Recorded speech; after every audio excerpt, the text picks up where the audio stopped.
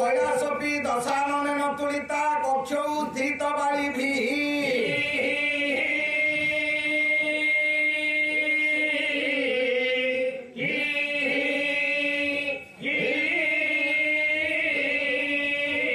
बाली राघव सायकेन निहतम शृणु शंभु मानस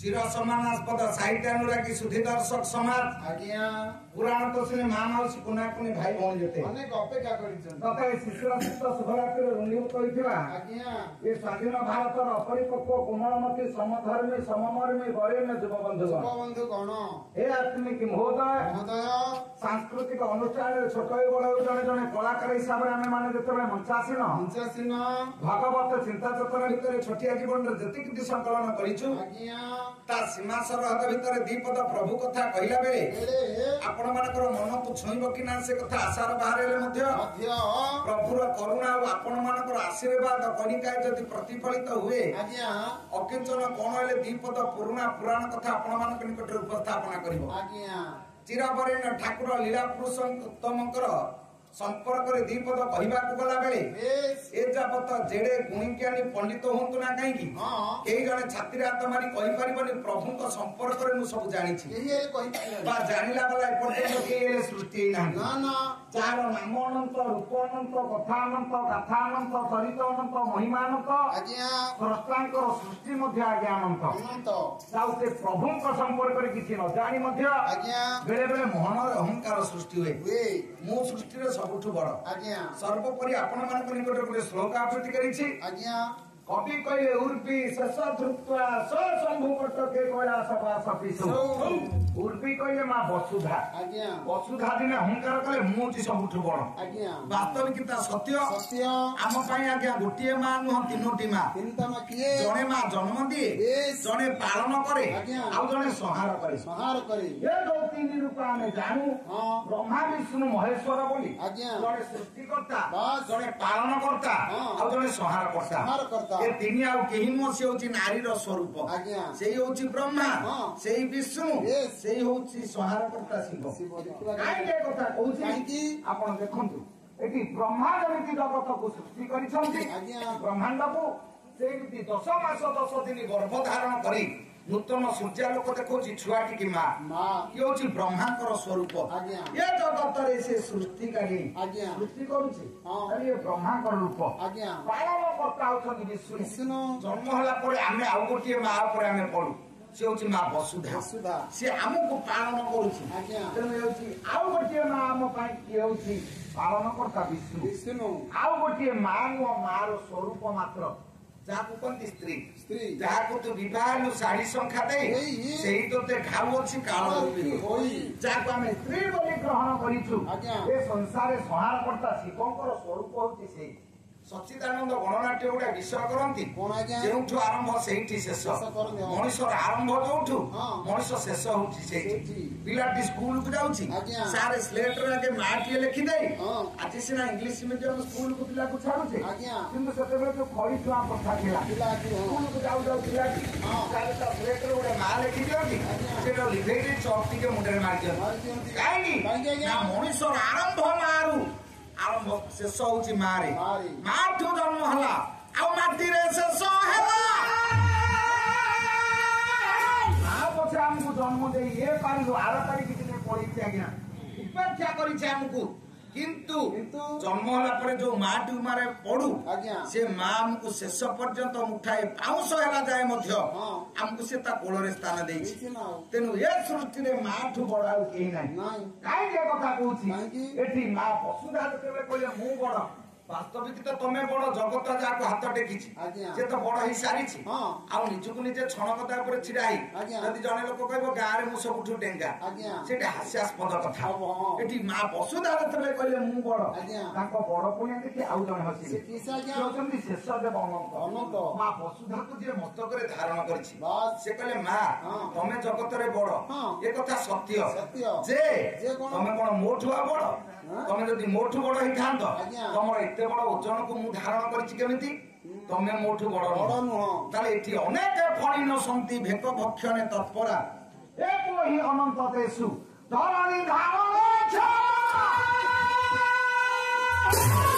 କହିଲେ ସାପ କଣ ଜଗତରେ ଅନେକ ନାହାନ୍ତି କି ଅଛନ୍ତି। ସବୁ ବେଙ୍ଗଖିଆ ସାପ ଆଜ୍ଞା। କିନ୍ତୁ ପୃଥିବୀ ମୁଣ୍ଡେଇଲା ସାପ ଜଣେ ସେ ହଉଛି ଅନନ୍ତ ଅନନ୍ତ। ତାହେଲେ ଅନନ୍ତ ବଡ ହେଇଯାଆନ୍ତୁ ହେଇଯାଆନ୍ତୁ। ଅନନ୍ତଙ୍କ ବଡ ପଣିଆ ଦେଖି ଆଜ୍ଞା। ଆଉ ଜଣେ ହସିଲେ ସେ କିଏ ଆଜ୍ଞା? ସେ ହଉଛନ୍ତି ଆଶୁତୋଷ ମଙ୍ଗଳମୟ ସଦାଶିବ ସଦାଶିବ ହସିଲେ। ଶିବ ହସିଲେ କହିଲେ ଅନନ୍ତ ହଁ। ତମେ ବଡ ହଁ। ପୃଥିବୀକି ମୁଣ୍ଡେଇଛ ଆଜ୍ଞା। କିନ୍ତୁ କିନ୍ତୁ ମୋଠୁ ତ ବଡ ନୁହଁ ଯଦି ମୋଠୁ ବଡ ହେଇଥାନ୍ତ ହଁ। ତମର ଏତେ ବଡ ଓଜନକୁ ମୁଁ ହାର ଭଳି ବେକରେ ପକେଇଛି କେମିତି କେମିତି ପକେଇଛି? ତମଠୁ ବଡ ବୋଲି ମୁଁ ତାକୁ ବହନ କରିଛି ଆଜ୍ଞା। ତାହେଲେ ଏଠି ଶିବ ଠାକୁର ବଡ ହେଇଯାଆନ୍ତୁ ଆଜ୍ଞା। ଶିବ ଯେତେବେଳେ କହିଲେ ଚିରଞ୍ଜୀବୀ ଠାକୁର ତିନି ଲୋକରେ ଯିଏ ଶ୍ରେଷ୍ଠ ମୁଁ ହଉଛି ଜଗତରେ ବଡ ଆଜ୍ଞା। ତାଙ୍କ ବଡ ପୁଣିଆ ଦେଖି ହସିଦେଲେ କିଏ? କୈଳାସ ପର୍ବତ ପର୍ବତ ହସିଲେ। କୈଳାସ ପର୍ବତ କହିଲେ ଦେବଭୂମି କୈଳାସ ପର୍ବତ ହଁ। ହିମାଳୟର ଶ୍ରେଷ୍ଠ ଶୃଙ୍ଗ ଆଜ୍ଞା। ସେ କହିଲେ ଶିବ ହଁ।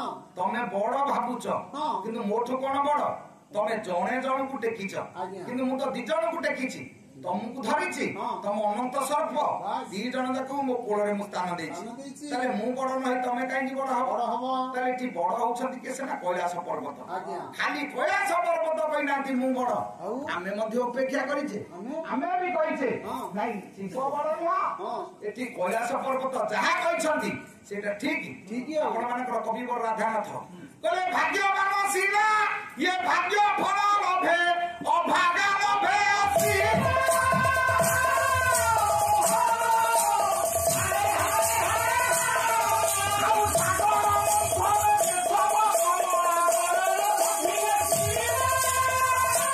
ସାଗର ମୁଠା ହେଲା ଆଜ୍ଞା। ଗୋଟା ପାଖରେ ଦେବତା ହଁ। ଅନ୍ୟ ପାଖରେ ରାକ୍ଷସ ବାସ୍। ମନ୍ଦର ପର୍ବତ ଖୁଆ ହଁ। ବାସୁକେରେ ରଜୁ ଆଜ୍ଞା। ଯେମିତି ପକେଇଛନ୍ତି ସାଗର ଭିତରେ ମନ୍ଥିବାକୁ ଆଜ୍ଞା। ଦଣ୍ଡଟା ଡୁବିଗଲା ରହିଲାନି ଆଉ। ପର୍ବତ ଯେତେବେଳେ ଡୁବିଗଲା ଆଜ୍ଞା। ଆପଣ ଦେଖନ୍ତୁ ହାଣ୍ଡି ଭିତରେ ଯଦି ଖୁଆ ଦଣ୍ଡ ଡୁବିଯିବ ହଁ। ଆପଣ ମନ୍ଥି ପାରିବେନି କି ଲହୁଣୀ ବାହାରିବନି ବାହାରିବନି। ଏଠି ଦେବତା ମାନେ ଚିନ୍ତାରେ ପଡିଲା ବେଳେ ଆଜ୍ଞା। ଠାକୁର କଚ୍ଛପ ଅବତାର ନେଲେ ବାସ୍। କଇଛ ପିଠି ଉପରେ ଥିବା ପାହାଡ ସେଠି ଗୋଟା ପାଖରେ ଦେବତା ଆଜ୍ଞା। ଅନ୍ୟ ପାଖରେ ରାକ୍ଷସ ରାକ୍ଷସ। ମନ୍ଥିବାକୁ ଆଲେ ଆଜ୍ଞା। ଆଚ୍ଛା ଦେବତା ମାନେ ଧରିଲେ ଲାଞ୍ଜ ହଁ।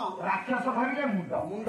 କାହିଁକି ନା ଦେବତା ମାନେ ଭାରି ଚାଲାକି କଣ ଚାଲାକି? କହିଲେ ଭିଡା ଭିଡି କଲା ବେଳେ ସାପକୁ ଯଦି କଷ୍ଟ ହବ ହଁ। କାଳେ କାମୁଡା କାମୁଡି କରିବ ଆରେ ବାପା। ଲାଞ୍ଜ ପଟେ ଥିଲେ ବିପଦ ନାହିଁ ଠିକ ରେ। ଯିଏ ଲାଞ୍ଜ ଧରିଥିଲେ ଏ। ସାଗର ମନ୍ଥିଲେ ହଁ। ଭଲ ଭଲ ଜିନିଷ ବାହାରିଲା ଆଜ୍ଞା। ଭାଗବଣ୍ଟା ପୂର୍ବରୁ କହିଲେ କିଏ ସେ ନବ ଭାଗ ବାଣ୍ଟି ଦବା ଆଜ୍ଞା। କହିଲେ ନାରାୟଣକୁ ପଚାର ପଚାର। ନାରାୟଣ ସେଠି ଲକ୍ଷ୍ମୀ କି ନେଲେ ଆଜ୍ଞା। ଜଗତରେ କେହି ମନା କରିଛି ନା। କହିଲେ ନାଇଁ ନାଇଁ ସେ ଲକ୍ଷ୍ମୀ କି ନିଅନ୍ତୁ ନିଅନ୍ତୁ। କାହିଁକି ନା ତାଙ୍କ ସହଯୋଗରେ ହଁ। ଏଡେ ବଡ ସାଗର ମନ୍ଥା ହେଲା ଆଜ୍ଞା। ତାହେଲେ ଲକ୍ଷ୍ମୀ କି ପାଇଲେ ନାରାୟଣ ହଁ। ସିଏ ହେଲେ ଭାଗ୍ୟବାନ ମାନ।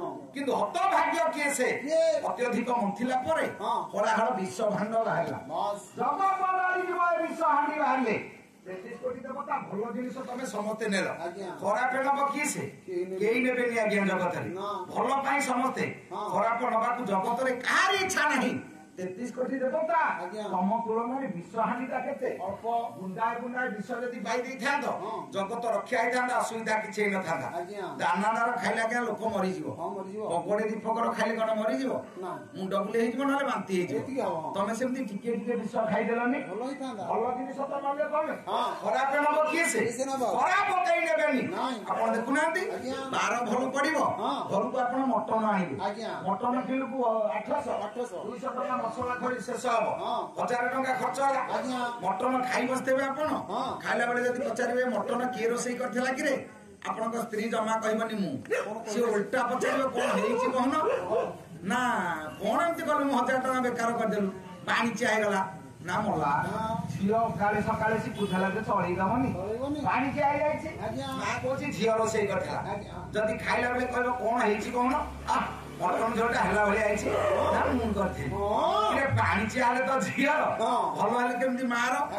ସ୍ୱାର୍ଥବାଦୀ ଦୁନିଆ ଭଲ କଥା ସମସ୍ତେ ନେବେ ମନ୍ଦ ଆଜ୍ଞା କେହି ନେବେ କାହାରି ହାତରେ ଅଛି ନା କାହାର ଆଗ୍ରହ ଅଛି ତମେ ସବୁ ତ ଭଲ ଜିନିଷ ବାଣ୍ଟି ନେଲ ବିଷ ନବ କିଏ ସେ ହଳାହଳ ବିଷକୁ ପାଇଲେ ଶିବ ଜଗତ ରକ୍ଷା ହେଲା କଣ୍ଠ ନେଳିଆ ହେଲା ନୀଳକଣ୍ଠ ବୋଲେଇଲେ ଏ ଜଗତରେ ସମସ୍ତେ କଲେ ଭାଗ୍ୟହୀନ ହଉଛନ୍ତି ଶିବ କାହିଁକି ନା ବିଷ ପିଇଲେ ନାରାୟଣ ଭାଗ୍ୟବାନ କାହିଁକି ନା ଲକ୍ଷ୍ମୀକି ପାଇଲେ ତାହେଲେ ଜଗତରେ ଯେ ରଖିବ ଜଗତକୁ ସେଇ ଆଜ୍ଞା ହଉଛି ହତଭାଗ୍ୟ ସଂସାରରେ ଆପଣ ଦେଖନ୍ତୁ ଦିନ ସାରା ଲାଗି ଲାଗି ଗାତ କରିବ ମୂଷା ଗାତ ଭିତରେ ଶୋଇବ କିଏ ନାଇଁ ସାପ ମୂଷା ଟିକେ ଖାଇବ ତା ଭିତରେ ସେ ଶୋଇବ ଗାତ କଲା ସିଏ ଶୋଇବ ଇଏ ଘର କରିବ ଦିନ ଲାଗି ଲାଗି ଜୀବନ ଯାକ ଶ୍ରମ କରି କରି କୋଠା ଘର ବଖରାଟିଏ କଲା ଇଟା ବୋହି ବୋହି ପାଦ ଦରଜ ଆଣ୍ଠୁ ବାତ ଘର କରିବ ବୁପା ଶୋଇବ କିଏ ବାପା ଶୋଇବନି ଶୋଇବ ଶ୍ୱଶୁର ଆଉ ବୁପାକୁ କିଏ ଶୁଆଇଛି ଘର ଭିତରେ କହୁନ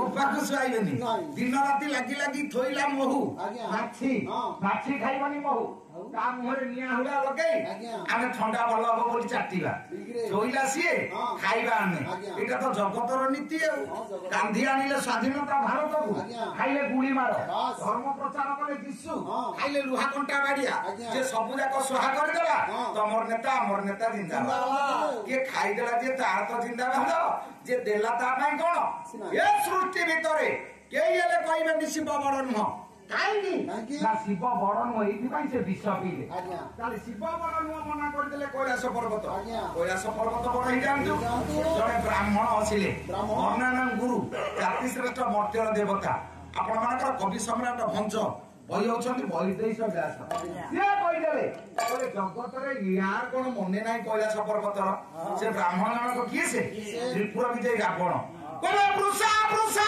ଶୁଣ ଏଠି ବାସୁକି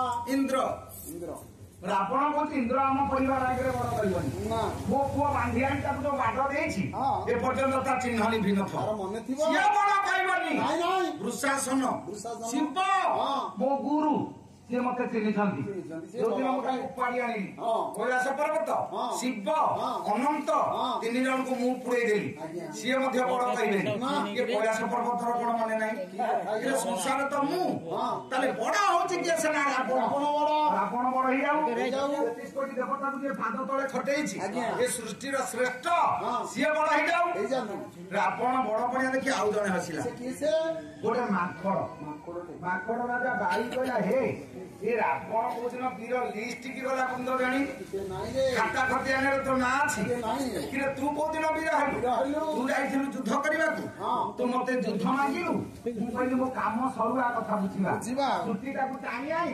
କାଖରେ ବଟୁଆ ଡାକିଲା ଭଳିଆ ଡାକିଦେଲି ତୁ ତ ସେଇ ବଟୁଆ ଗୋଟେ ଜିନିଷ ଆଜ୍ଞା ଆଜିର କଥାର ମଣିଷ ଆଉ ବୁଝିପାରିବନି ନୂଆ ପିଲା ବୁଝିବେ କେମିତି ପୁରୁଣା ବେଳରେ ପାଲା ହଉଥିଲା ରାତି ବାଜା ଯାଏ ପୁରା କାନ୍ଧରେ ବଟୁଆ ପକେଇ ଆସିବ ପିତା ଲାଗିଥିବ ପାନ ଗୁଆ ଗଣ୍ଡି ଛେଚା ଚାଲିଥିବ ପାଲା ଦେଖା ହଉଥିବ ସେ ଜିନିଷ ଆଉ ନାହିଁ ଅଛି ଜିନିଷ କିନ୍ତୁ ଜାଗା ବଦଳି ଯାଇଛି ଯୋଉଟା ମଉସା ବଟୁଆ ଧରୁଥିଲା ସେଇଟା ତ ମାଉସୀ ଏବେ ଭେନିଟି କରି ପକଉଛି ଆଉ କଣ ସେଇଟା ମଉସା ଧରୁଥିଲା ନହେଲେ ଏବେ ମାଉସୀ ଧରୁଛି ଯୋଉଟା ବଟୁଆ ସେଇଟା ଭେନିଟି ଆଉ ପୁରୁଣା କଥାକୁ ଛାଡ଼ିଲେ ନୂଆ ଆନନ୍ଦ କିଛି ନାହିଁ ସବୁ ପୁରୁଣା ଜିନିଷ ଆଜି ନୂଆ ରୂପ ନେଇଛି ସରକାର ଆଜି ବାହାର କଲେ ମାଣ୍ଡିଆ ଦିବସ କିନ୍ତୁ ପୁରୁଣା ବୁଢା ତ ମାଣ୍ଡିଆ ଖାଇ ଖାଇ ବୁଢା ପୁରୁଣା କାଳରେ ଯିଏ ମାଣ୍ଡିଆ ଯାଉ ଖାଉଥିଲା ଲୋକ କହୁଥିଲେ ହେ ତା ଘରେ ଭାତ ନାଇରେ ମାଣ୍ଡିଆ ଖାଉଛି ଗାଁରେ ଚୁକୁଳି କରୁଥିଲେ ଏବେ ଯାହାର 7 ମହଲା କୋଠା ତାରି ଘରେ ମାଣ୍ଡିଆ ଯାଉ ଗରିବ ଲୋକ ମାଣ୍ଡିଆ ଖାଉନାହାନ୍ତି ତାଙ୍କ ବଂଶ ତ ଡାଇବେଟିସ ଖାଇଲେ ମରିବେ ଆଉ ମାଣ୍ଡିଆ କିଏ ଖାଇବ